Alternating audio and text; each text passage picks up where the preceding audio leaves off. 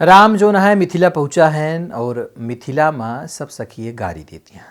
हमारे अवध में एक बहुत बड़ा बिरहा गायक भरे हैं हमारे राम कैलाश दादा, बड़ा बढ़िया गावे। जब कतो बिरहा गावे लागे तो गारी बड़ी बढ़िया गावत रहें। तो वह गारी में सबसे पहले तो ठीक है हम अवध के ही आपन वाली गारी सुन लीन जाए। हमसे जब मिथिला गर हाथ गए तो कैसे गारी मिली रही। राम लखन जब पहुँचे महल माहो, राम लखन जब पहुँचे महल माहो, देखन आई सब नारी सिया राम के भजो। देखन आई सब नारी सिया राम के भजो, सासु परोसई सार खियावई। देखा चित्रण है कि मिथिला के हम पहुँचा हाथ गए सब जने, राम चारों भैया और वहाँ सब नारी देखे उनका आई यहाँ। अब राम का गारी मिलती है तो पहले गारी सुन लीन जाए भोजपुर की तरफ से।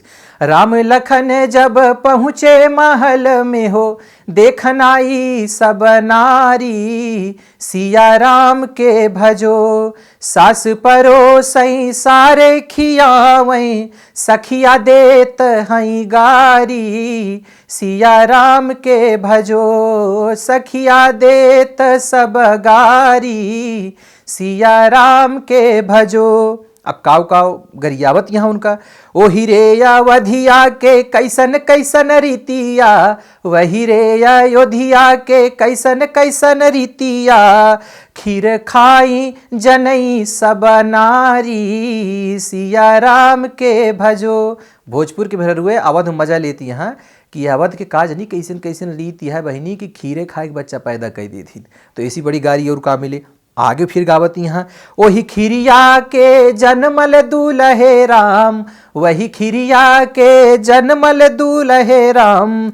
पौबा तू हूँ बहिनिया के गारी सिया राम के भजो। अरे सखियाँ देत सब गारी सिया राम के भजो। सखी गावई दुआरे के चार, बरतिहा जिया जिया। सखी गावई दुआरे के चार, बरतिहा जिया जिया। सासू पर छै दामाद लीलार, बरतिहा जिया जिया। सासू पर छै दामाद लीलार, बरतिहा जिया जिया।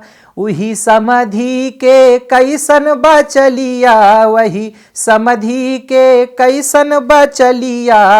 जैसे सतभतरी के जन्मल बसार, बरतिहा जिया जिया।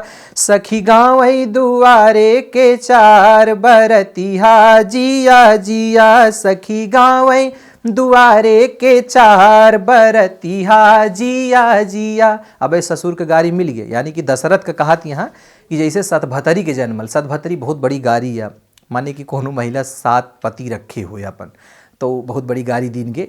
अब राम पे आवती हैं मेरे रुए। ई तो दुल्हवा कौने मलिया के जनमल, ई तो दुल्हवा कौने मलिया के जनमल। अरे मौरा से ढाके लीलार, बरतिहा जिया जिया। सखी गावई दुआरे के चार, बरतिहा जिया जिया।